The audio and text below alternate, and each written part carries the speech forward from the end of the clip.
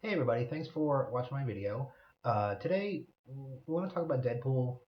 More specifically, I want to talk about things you can do instead of going to see Deadpool. Um, it was a perfectly acceptable movie. I enjoyed it. I had a good time. The opening credit sequence was actually amazing. Um, the best way I can think of to describe the opening credit sequence of Deadpool without spoiling it for you is if you imagine last year, Avengers: Age of Ultron, they had that big money shot. It was in the trailer. It was in a lot of promotional photos. It was in the beginning of the movie, where you can only call it a money shot of all the Avengers lined up together. Where they just kind of seize forward in that minute, and they freeze frame on it. Right? You get that freeze frame, um, but imagine that with 100 times as many moving parts to it. Not only that, but the camera actually starts in tight on something, comes out so you see a little bit more of what it is, and then it moves around inside of the freeze frame, and then draws back out to show you the full scope of what you're seeing. Um, Technically, it was amazing. It was probably the best part of the movie for me, um, just in terms of filmmaking craft. It was the best part. I thought Ryan Reynolds was pretty good. I mean, this was the part that he was like born to play, supposedly. Um, Much better than Green Lantern, and I'm glad that he took the piss out of himself a little bit for Green Lantern because that movie was terrible and it deserves all the hate that it gets. Um, but it was just kind of a forgettable movie. The plot was A to B to C and just exactly what you'd expect. The villain, Ajax, or Francis, as Deadpool called him, was straight off the Marvel villain assembly line. There was nothing new to that villain. Um, there was nothing different or interesting about the quest that Deadpool was on to, like, avenge the wrong that's been done to him, get the guy to fix him, get his girl back. Um, it's a damsel in distress at the end of the day.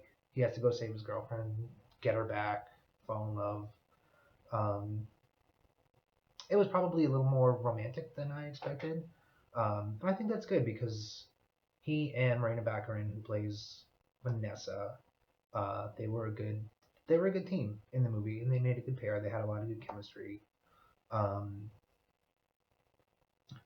One of the big problems that I did have with the movie was that everyone in the movie that had any personality at all was like Deadpool. His people were just like him. Vanessa was sort of that. She reminds me a little bit of Rosario Dawson in Clerks. Was it Clerks 2 that she was in? Where, she was one of the guys because she loved the dick jokes. She loved, like, she swore like a truck driver, but she was really hot. She was kind of like this, like, Kevin Smith type fanboy, like, fantasy girl. It's almost like the nerd version of the Manic Pixie Dream Girl, but it I don't know. I wasn't a big fan of the character, even though they did have some chemistry. I think ultimately the movie was a success, and it's going to be influential because now the studios have seen that R-rated horror movies, R-rated comic book movies, I mean, can make money. That they can do it and they can make money. So this is going to lead to a wave of R-rated superhero comic book stuff, which is good. Could also be bad. It could be they could just end up throwing a bunch of gratuitous violence into the next Batman. Um, they could decide that they want to do like Gotham City Sirens and put a bunch of nudity in it. Um, and I don't know. Time will tell if that's a good thing or a bad thing.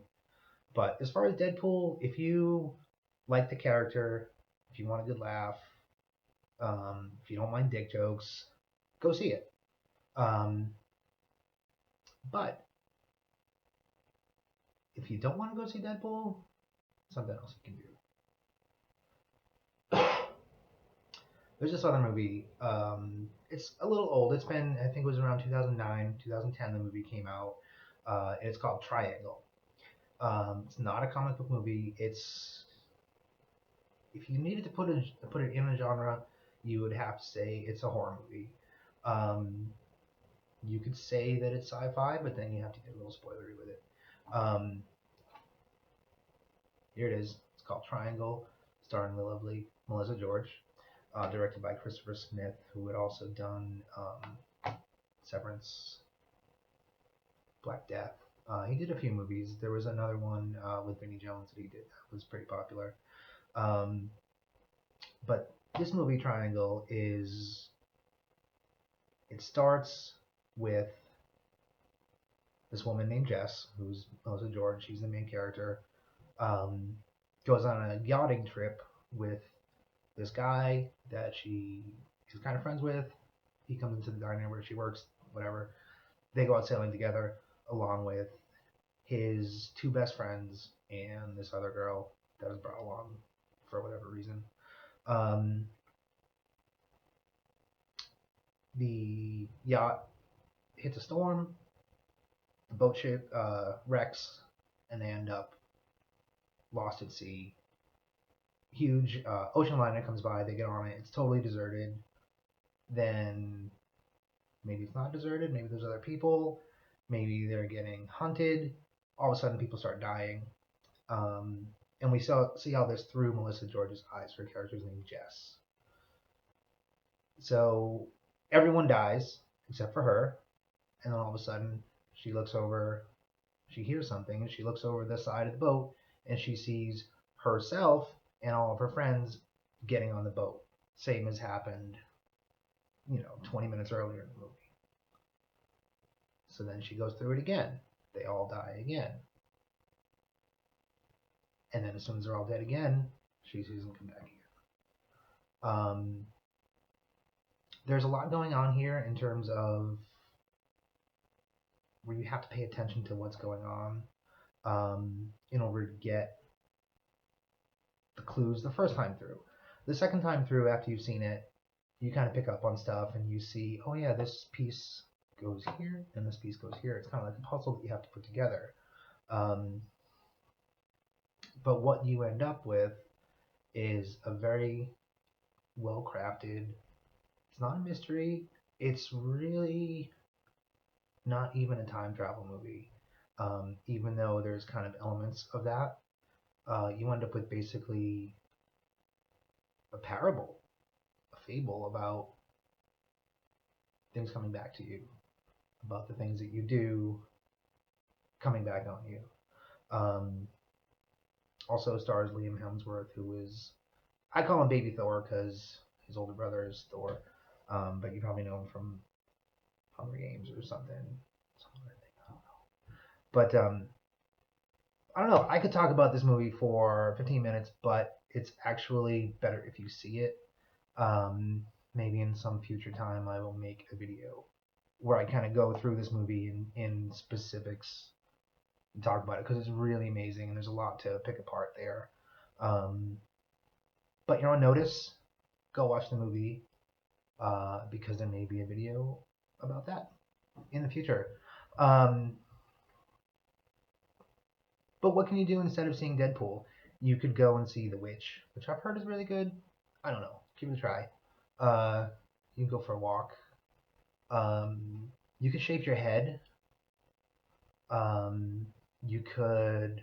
Here's a good thing you could do instead of seeing Deadpool. You could watch the Suicide Squad trailer. 105 minutes, about 2 minutes. You could watch the Suicide Squad trailer about 51 or 52 times. Which I don't think I've done yet. I think I've probably seen it between 15 and 20 times. I love it. Every single time I see it, I just get so much joy out of it.